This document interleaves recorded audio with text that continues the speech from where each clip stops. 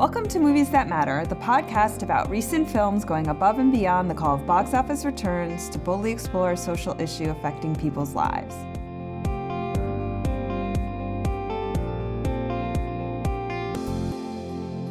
I'm Nicole Finari. And I'm Stacy Moore. Stacy, what movie are we going to overanalyze this week?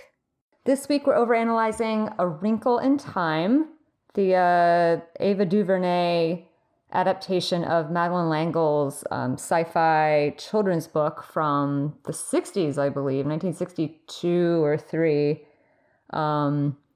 following the adventures of Meg Murray, an adolescent whose scientist father has disappeared, and her search to find him with the aid of 3 sort of celestial witches and her hyper genius little brother, Charles Wallace, who inexplicably does not have a nickname.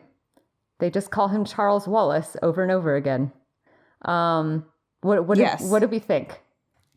First, I want to establish, did you read A Wrinkle in Time? I read it when you were a kid. Yes, when I was like 9 or 10, something like that. Okay. How about you? So I also read the book. Oh, okay. And I saw the movie with someone who read the book. Okay. So, I don't have like a fresh eyes perspective on the movie. Mm-hmm. And the movie was a terrible adaptation of the book. What did you think? I wish I could offer our usual, like, you hate something, I love it, and I defend it and perform apologetics. But no, I'm with you. I was I remember loving the book. It wasn't like my favorite book growing up, but I really liked it. And I was ready to love this. I think everyone Me too. was pretty excited about Ava DuVernay directing it. Storm Reed she looked like a great protagonist. But I about 15, not even 15 minutes, like maybe 8 minutes in, I wanted to change the channel. I kept sitting in the theater. I was like, I'm sort of not interested in anything happening or anything anyone's saying. This screenplay is terrible. Like, the dialogue is ridiculous. I'm not connecting with anybody. How did you feel about it? What was your hang up with it? There was one giant flaw, which you actually inadvertently referenced at the heart of this movie, which was Charles Wallace. That kid was the worst. He's not very good, is he? He was like distractingly bad. He was terrible. And do we know how old he is? He looks like 4. He looks like 6, right? He looks like 6 years old and just not very good at all. Character of Charles Wallace is 6 going on 30, right? Right. He is supposed to be hyper smart, and one of the reasons, which they don't include at all in the movie, so it makes no sense, he gets sucked into the it out of complete hubris. Oh, is that right? Like, he's so arrogant, he thinks he can conquer it. Like, he is like, yes, intellect. This ordered, smart world. Okay. Yes. So, and I was thinking, we've covered 2 movies on this podcast of, like, precocious children. Yes. Right? The little girl Mary in Gifted and the little boy Henry in Book of Henry, although Henry was much older. Sure. But McKenna Grace is a great example. Yeah, she was amazing. Really good. Yeah. And they played Charles Wallace as this adorable little boy, and you're like, no, he's like awkward and weird and speaks like an adult, and it freaks everybody out. Like, that's my recollection, is that he's supposed to be this kind of serious, like an old man in a child's body. This kid was just adorable. Like, he was so cute. He was so cute. I wanted to just pick him up and squeeze him. But yeah, even to the I wanted to flick him like a bug. Get off the screen, kid. He was too cute. It was annoying. Yeah. No, I could see that. But even right down to him delivering lines. There were several points in the movie where he was speaking and I literally just couldn't understand what he said. And it was, I almost got the feeling that they just kind of on that day of production just went, look, we can't do any more takes. We legally can't keep him on set any longer. Just take whatever the best one was and send it to post. Like, but no one can understand what he's saying. Yeah. It doesn't matter. We have to keep moving, you know? Right. I don't know why Mrs. Whatsit was such a bitch. She was so mean. That wasn't in the book either. It came I was trying to remember. I was like, was she like that in the book? She's just mean. No. And repetitive. It's like redundant how often she like just says how worthless the protagonist is. Yes, it's the worst. And I was like, why would you have made her so, like, why was she so terrible? In the book, she's flaky. You know, she's kind of scatterbrained. Oh, sure. But she's not mean. She's not rude. Like, I was like, why? What was... Like, she literally kicks her while she's like, this Meg Murray is lying on the ground. Reese Witherspoon hauls off and kicks her. And it's supposed to be funny. I didn't connect with it. Yeah. Yeah, it was just bizarre world. I think Oprah was the only one who remotely pulled off the misses. I mean, they were all supposed to be much older women, but that's fine. The dialogue that they kept, nobody knew how to deliver. And then the dialogue that they changed was the worst, most Disney-fied, just believe in yourself. Like, I mean, at one point, she looks at Calvin and is like, do you trust me? And I was like, oh my goodness, really? Aladdin. Really? That's the most Aladdin. oft-repeated line. Oh. Yeah. And then Calvin had no role to play in this movie either. Calvin was totally useless. He had one job. There's no sense of why Calvin even needed to be there. No. Yeah. He had one job, and that was to look at Storm Reed as if he was about to gobble her up at any second. And that's just essentially what he did in every shot that he was in. It was like Ava DuVernay saying, like, all right, in this scene, you look at her like a fat kid looks at cake. And that was just his direction for every single shot he was in. But that was about it. But I will say, standout performance by Zach Galifianakis, Amen. actually. Of all the people in this movie to home run it, who would not have been my guess? I couldn't believe it. I couldn't believe what I was seeing. When he tells her, like, you're precious, I was like, thank you, Zach Galifianakis. Thank you for saying that. He was amazing. He was really, really good. He really was. He's the only one. Yeah, and that precious line was, like, again, awful. But he's the only one who pulled off that absolutely... Yeah, he was the only one who... Him and, again, Oprah. But, I mean, everybody was just acting alone, too. There was no chemistry. They weren't believable as a family. Oh, sure. And then... So then the weirdest choice, like 10 minutes into the movie or something, I'm like waiting for something obvious to happen. And I just looked at the friend I went to the movie with and I was like, did they write out the twins? Like there are two more people in this family that don't exist. That's right. The problem with that being is the twins, first of all, never get to go on any of these adventures, although eventually they get their own chance at it. But they're like totally normal, jock, popular kids. And they're such a contrast to Meg, who's kind of a social outcast and is unpopular. And so without them there, her whole like self-loathing doesn't, they sort of make it come from being biracial. I don't know. Like they just didn't, they served a narrative purpose in the book that they then in the movie wasn't made up. For, you know what I mean? Like it was just weird. Sure. And we're told several times that Meg is not a pretty girl, that she is in fact funny looking. And I'm looking at Storm Reed thinking, in what universe would you have to test her to a place where Storm Reed is anything but a beautiful girl? Like she has a beautiful face. And she's good, but she's got glasses. So she's homely. You know it.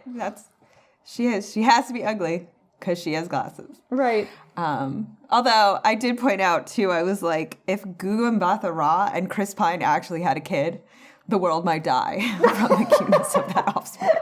That genetic combination might be actually too much for us to bear. Right. It would burn my eyes out with so much beauty. Pretty much. Oh, well, one good note, right? Yeah. Did you squeal when Principal Jenkins came on screen? I almost shouted out, Moonlight! I literally almost like just shouted out the word Moonlight. Because it's the romantic interest for Moonlight, right? Yes. Yes. I was super excited to see him again.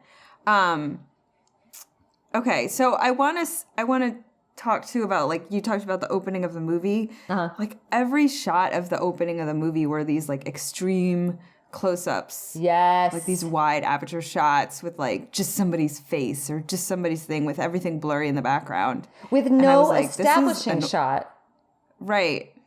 It was really disorienting. And it was just bad. Like, right. It was, you would have, like, someone enter a room, like, have their, reaction to cut to just this extreme tight close-up of Reese Witherspoon's face, or whoever, Mindy Kingling's face, whoever, and not even know, like, are they in the room? Are they outside? Yeah. Like, all I can see is, like, her eyebrow to her chin. Does she have clothes? Like, I couldn't even, we don't even know yet if this witch is dressed like a witch. We just know she has a face like Reese Witherspoon, because that's all we've seen so far. And it would cut back to it was just, and that happened like 4 times in a row. It was very strange. Yes, and was trying to, like, create an intimacy in the opening shots. Then you could, like, pull back and see all the magical worlds once they started tessering. But it just didn't, like, it didn't actually create any intimacy. It just created discomfort. Right. Like, it was like, I'm standing too close to this person. I just want to take a step back. Yeah, really. So, what did you think of the worlds and the visuals once they leave planet Earth? Oh, it just got worse. It just got worse. Yeah. The first world they go to, Mrs. What's-It says, I think this is in the trailer, she says, this is my favorite planet in the whole universe. And there would be this sweeping music as if you were supposed to be seeing, taking in something amazing. And it would just look like a PC screensaver. Like it had, it had the depth of like, you know what I mean? So mean and so true. Right? Yes. And then like, I guess Oprah says, go explore. And they go, hooray. And there's more sweeping music, but all they do is just run down a hill. Yeah. And we're watching them run down the hill. And that takes another like 3 minutes. And I'm like, why are we, like, this is not as engaging as I think it's supposed to be. I don't, because I just don't care that they're running down a hill. And then there was like a weird Mrs. What's-It. Yeah, please. No, I was just going to say, Mrs. What's-It transferring into a giant piece of lettuce was An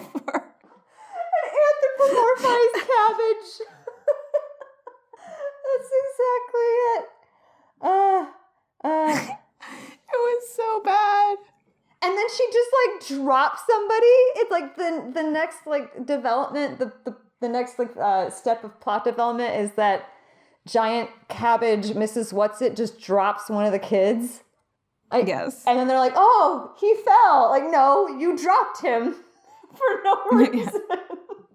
I don't understand what's happening or why this is not a plot. This is not a plot. This is not character development. Oh, it was just so not engaging and not entertaining. No, and it looks, and it especially coming off of Annihilation. Oh, sure. It just too stark a contrast to how well done the CGI world was there and how poorly done it was here. You did hit on the sort of my last complaint was the score just didn't work. It was Band-Aid score for sure. Yeah. And when you needed the score, like, again, compliments to my friend who I saw this with, who pointed out, one of the problems was that when they got to... I got this. Casimotes. I remember that. Casimotes, yes. they stayed such a short time in the like creepy everybody doing the same thing that it just didn't come off as menacing. That's a and great I was point. like, yeah, and they could have. It wasn't menacing. It was not that scary, and they needed to like. That's where score could have like helped at least create a little bit more of a mood, but they needed to make the it scarier. And the it is supposed to be a giant brain. I don't know what they were doing. But Right. whatever. We never actually. I do remember reading the book. A couple of images stuck out are still like lodged in my mind, and the one of them is like Meg walking up and finding Charles Wallace like sort of huddled and in front Right. of the brain, and just like he's just completely consumed by it, and he looks like, you know, worn and weathered, even though he's this little boy. And when he looks at her, he's just got, there's nothing there. He's just gone. And in my mind, this was really, I think you said menacing. Like, that's a great word for it. It was just such a disturbing, menacing image that the book, you know, evokes. And none of that happened really here. Like, they tried to make Charles Wallace seem, I guess, possessed, but they couldn't do it through performance or anything else really. So they just had to put little CGI neon veins in his face to say, look, he's possessed. Yeah. He has neon veins in his face. Right. But it wasn't, it was more just funny when he would say, like when he says, oh, just have to drag you. Like, yeah, I actually laughed. I was like, oh, I actually like that line. That was funny. But it wasn't supposed to be. It was supposed to be terrifying and distressing. Right. Thank you. Some, you know, special effects person could have had a really fun time creating the it, and they whiffed it. I just, yeah, I don't know how this movie would feel with fresh eyes. I don't think it would have. It just doesn't hang together well. They made too many changes that needed to be there. You know what? That's a great point, Nicole. So in the book, you're right. It is just this like brain on like a pedestal kind of running the show. And it is terrifying. But in the movie, Right. for anyone who hasn't seen it, in the movie, it's like this big, like, sort of web, this like giant, like planet-sized web of black veins and tentacles that kind of just, you know, weave into things and slap Meg around. And it's very, dare I say, Zack Snyder-ish. More recent Zack Snyder, where it's just like, look, it's a big, scary, dark CGI place. And that's sort of like, it's simultaneously recent and also dated. It just felt recycled. And like, you're right. You're absolutely right. They should have just gone with the terrifying, like, brain on a stool, you know? Yeah. I don't know why yeah. So there were just so many style choices that just make no sense. As a reader of the book, it's really hard to understand. And then, you know, again, I did read some reviews of people who hadn't read the book. They do seem to like the movie better if you hadn't read the book. Oh, interesting. Okay. And they were like, but if you watch it with a kid's eyes, I was like, yeah, it's probably a little bit better. No, I reject that, because kids have really, they're hard critics, kids. Like, they don't just put up with like any old garbage. Like, you have to really bring your A game for kids and teens. I don't know that this film did particularly well at the box office, and I think that's why, is because, like, you know, kids went and saw it and probably fidgeted, and their parents were like, oh God, this isn't keeping them entertained for 2 hours. Like, I just paid $50 to keep my kids entertained for 2 hours, and they're not. And so word of mouth is not helping this movie. I don't know. I just don't. No. I think that's a cop-out. I mean, I have heard that as well. I'm not, yeah. And I think it's a cop-out. I agree. I do think, I mean, we've done a couple of kids' movies on this podcast, both of which we loved. And I'm like, no, I'm sorry, but you can make a Coco and it will be beloved and kids will watch it over and over again. Like, That's right. There isn't a like, well, the dialogue won't be so bad to kids. Like, it might not be, but kids are not stupid enough to, yeah. Everything you said, 100%. Yeah. So then, the big theme at the heart of this movie is that Meg has to learn to love herself. Sure. Very important. Which is the timeless teenage theme. Mm-hmm. She even gets to meet her ultra cool doppelganger, her bizarro self. Did you find that effective or no? No, did you? I mean, a little bit. I mean, I was kind of like, as you know, remembering when I was a preteen girl, I would have been like, that would have been really disheartening to see a way cooler, prettier version of myself. But I mean, I don't know, I guess. But it was still her, so she could totally be that person. Yeah. It was, at least I did like that it was like, okay, it was admitting, yes, Storm Reid is pretty. You're just assuming that she needs like a bunch of hair relaxer and a shopping budget and needs to, you know, stand with her hip sort of popped out and everything will be fine. Of course. Yeah, exactly. Exactly.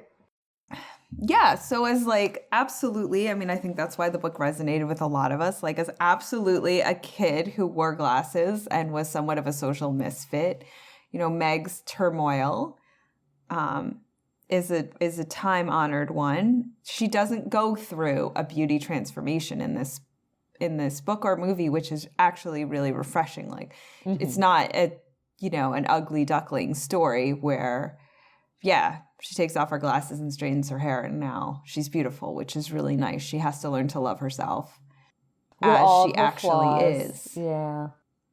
But again, they like she's being bullied at school because her father is missing, which is weird. Like that's not usually bullies. That was weird. I just didn't. That didn't seem realistic to me. I mean, I can only think of one time growing up that I actually heard two girls, quote unquote, tease another girl for not having a father. And I remember thinking like, I wasn't there. I heard about it later. And I was like, that's messed up. Like, why on earth would you? But that's once in like my entire lifetime. And even then it didn't seem like, even in real life, I thought, that's very unlikely. Why would I even say that? I couldn't figure out why this bully character would think that was in any way a sort of a socially acceptable thing to do. And then at the end of the movie, she's just happy to receive attention from the girl she was bullying like the day before. And we're supposed to think, oh, that's nice, she came around, but we don't know why. It was all just that was weird. Well, she sees her pain, right? The girl like being harassed by her mother about her weight, right? When she's in the happy medium. But the bully doesn't. So the bully has received no, new information. And when Meg Murray... a cool boy now likes her. Oh, so yeah, she's okay. Yeah, maybe that was it. I couldn't parse out that girl's motivations. I just couldn't. And you know what? The whole like, oh, the pretty popular girl, she's troubled by body image issues. I'm like, I've seen that 1,000,000 times. Could she not have any other issue in her life? Does it have to be that she's, I just wish I was skinnier? That's always what it is. I just felt like that's just such a tired little like character trait for beautiful teenage girls. Oh, they must be anorexic. Like that's the only way you can add humanity to an adolescent girl. That's the only thing. I don't know. That bugged me. Yeah, I mean, I think that's the whole thing. Like I was definitely bullied, and it's definitely something that this movie, well, one, by having the book be set in the 60s and having and you don't have the social media aspect, right, in the movie. Right. Of how much more amplified bullying can be when it's projected across so many different platforms, which is fine. Like the movie didn't need to tackle that. I'm not saying that it did. Sure. Just sticking with the idea of like, how do you portray a young like a sort of tween preteen. I mean, she's like 13. She's, kind of right on the cusp of it. Like, how do you portray what it's like to be bullied and feel like a misfit? And we get, well, her hair is wrong. And that sort of speaks to biracial issues. But then you see her bullied over her dad. And that actually is like, no, mean girls are mean. And they will pick on her hair. And they will subtly tear her down and find all her weakest points. That's what makes the scars from this kind of experience in school like so long lasting into adulthood. And the movie really never gives you any reason why Meg is so out of sync with her peers. Mm-hmm. Yeah, for all of the extensive like background and flashbacks that we get in this movie, there was surprisingly little development in that area. Right. And then not having the sort of sibling rivalry, the sort of, oh, I have these popular older brothers who just know how to fit in. I think they were older, or they were younger because I think Meg was the oldest. I think so, yeah. Versus, the dynamic of like, why I don't know how to like be normal. Mm-hmm. I don't. And then because she doesn't know how to be normal, then the movie doesn't know how to really say she doesn't know how to get to that self-acceptance. It just sort of happens because she decides she loves her little brother. And she rescues her dad? Well, essentially because Oprah told her to. And quite frankly, if Oprah told me anything, I would probably just go ahead and do it. To this movie's credit, if Reese Witherspoon says, hey, you need to travel across the universe and love yourself, I'm going to be like, Reese Witherspoon, you seem really nice, but I got a lot going on. If Oprah then comes and says, be a warrior, that's what I'm doing today. But yeah, that's essentially it. There's just a lot of like Oprah saying what needs to happen and what she needs to do, and minimal actually selling that that's happening. That's really interesting because that's actually what Oprah's whole brand is, isn't it? Be your authentic self and love that authentic self. Mm-hmm, mm-hmm. So coming from Oprah, yeah, like she spent an entire lifetime telling us how to do that. Yeah. Be healthy and, keep to a fit weight, but don't obsess, like learn to love the body that you're in. Address your emotional baggage, develop your sense of self-worth, all that. Right. Yeah, she's bringing all that to the table. That's for sure. Like that history, that brand is behind her in every scene. It is. And I'm trying to think of a good example of a movie that does do this well. And I can't think of any off the top of my head. It didn't help that the three witches looked like something from like a B-grade sci-fi movie from the like late 50s. Yeah. They like almost like the only thing missing was like the, I don't know, metal cone bra. Otherwise, they pretty much, it just didn't look that sophisticated. Well, in the metric ton of makeup everybody was wearing. Yeah. Again, like it didn't know how to say looks don't matter. Especially not having Ann Beast in the movie, right? So yeah, Storm Reid is not a particularly unattractive girl. And God forbid any kid in any movie or TV show that's a teenager have a pimple, right? You never see, like it never happens. And I gotta say, like, was flawless. Yeah, and for many, many, many, many teenagers who have, I mean, that is a crippling blow to self-esteem to have like really bad acne, like that. Sure. That is something that is, but again, to our callback to Wonder Woman, like having bad skin makes you evil, so you can't. That's right. You can't have bad skin. Good call. And so the misses who were just like kind of old ladies with gray hair in the book are given this like beautification makeover, and everything is just so pretty and nice, and it distracts from, nothing is ugly, nothing is really menacing. Mr. Red is in this like beautiful colored costume, like everything has this overlay of prettiness that you then can't counter real ugliness and disaffection that any character might feel, because it's all so gorgeous. But shallow, like, yeah, for all that they, Oprah, Mrs. Witch, wasn't she Mrs. Witch? Warns Meg Murray, like, oh, everything here is, it's not what it seems. It might seem really nice, but it's not. It's actually sinister, so be suspicious. But everything we've seen up to that point just feels thin and pretty. That's really interesting, Nicole. I'm glad you brought that up. Yeah, it's. I think that may be what kept me from connecting with it. It was just this. It never felt real. It never felt genuine. It just felt like sort of just lightly iced on. And again, I actually went back and read A Wrinkle in Time as an adult, and it's a lot more sophisticated and complex than I would have thought, given how young I was when I read it. And I think it's a huge disservice to kids to act like they don't notice or can't handle darker aspects of life. Like they can, and they do.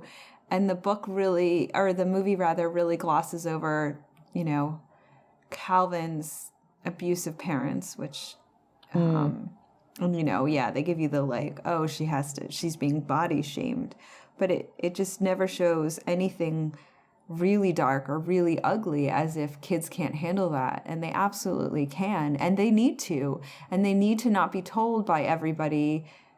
I mean, heck, like the timing of this movie when it's like, teenagers are standing up and saying, stop letting us get gunned down in schools. Stop giving us a BS narrative about kids being bullied and that's why they kill us. Like, stand up for us. Like, and if you're not going to stand up for us, we're actually going to stand up for ourselves and say, we need sensible gun control in this country. And this movie it just gives that them messy no reality. Yeah, for being able to see, for having to live in a difficult, complicated world that they can absolutely see. It exists for so many kids. And the movie just doesn't give anybody credit that they can handle it. Yeah, well put. Well, let's see. What does the movie tackle? It tackles, we covered the self-esteem thing, we covered bullying, but I guess those aren't really, it doesn't really cover bullying. Yeah. It introduces it, but more as like just it gets it so completely wrong, it doesn't have anything meaningful to say. Right. Because that's not how bullies are. No. They're not like, oh, you must be unlovable because your dad abandoned you. It's more like, oh, really? That shirt? Right. Right. It's the smaller death by 1,000 cuts, just kill your self-esteem any which way you can. Mm-hmm. I think we've said all we need to say.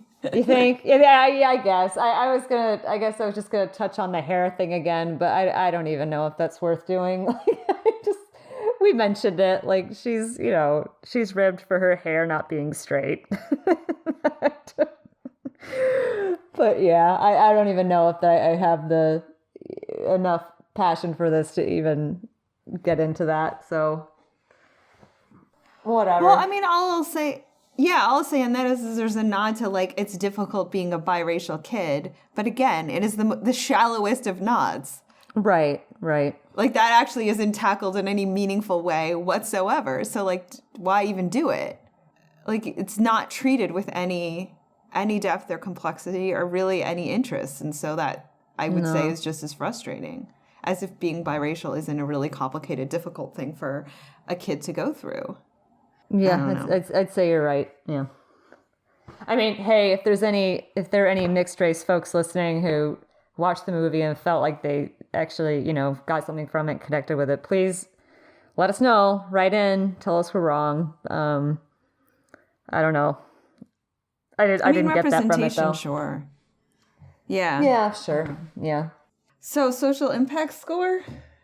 Uh, I almost want to give it a negative. well, I don't think it made things worse. I don't think it made anything worse. Although even that's impact. I think it might have. I don't know. I'll give it a 1. I give it a 1. Yeah, me too. I think mishandling these kinds of issues is dangerous. In the same way that I always boost the social impact score for kids' movies, because I'm like, well, changing kids' mind is always going to be more influential. Like doing a disservice to children, yikes. That's on the same side, Equal points taken off, yeah. Oh well. Do you have any recommendations? You go. I'm totally blanking on mine. I actually have been binging old episodes of the 90s sitcom Northern Exposure. If you've never seen that, go back and check it out. It is quirky fun, and they tackled stuff that, like, in 1990 that didn't become mainstream until much later. And even to date, we've been talking a lot about First Nations and Native American representations, and that show just like knocks that out of the park in a big way. But it's I've been loving it. I've been really enjoying it. So if you have a chance, go back. It's a gem. Well, I would first, again, I recommend actually reading A Wrinkle in Time because it's really good. Ooh, sure. Season 2 of A Series of Unfortunate Events is about to start on Netflix. Go catch up on season 1. I could not be more excited. And for everything that this movie fails at in creating this stylized world and yet making everybody, having the internal validity where everybody just works in it, is everything that A Series of Unfortunate Events does well. Excellent. The kids are great. They're not obnoxious. The baby is cute, but not like annoyingly cute. Like everything about that. It's a wild, wonderful ride for anybody of any age. I adored it. So go check that out. Okay. We hope you enjoyed this episode of Movies That Matter. If you did, please take a second to leave a review on iTunes and recommend it to your friends. Check out moviesthatmatterpodcast.com for links to things we've discussed and visit our store. If you want to leave a comment on our Facebook page, please go ahead or tweet us with our tag @MoviesMatterPod. And check Twitter to find out what movie we're overanalyzing next. And remember, movies matter. And so do you. We'll see you next time. Hi, I'm Nicole. Sarah. Hillary. And we're the hosts of the Feminine Mistake podcast. Each month we sit down with a guest to watch movies that are 20 years or older. And see how they hold up to today's modern feminist lens. Why do mermaids have such low self-esteem? Why is it so funny when men take care of babies? What exactly did Jenny die of in Love Story? These are the kind of hard questions we ask ourselves on the Feminine Mistake podcast. The Feminine Mistake podcast, now available on Apple Podcasts, Stitcher, and Podbean. Do you guys think that was okay? Yeah, I don't know. We sounded kind of shrill. Really? Yeah, women's voices are just so grating on the radio. Yeah. Oh, man, you're right. Yeah, I mean, have you ever heard those guys over at the Nerdist or Last Podcast on the Left? I mean, they're just biologically more funny than we are. It's so true. Yeah.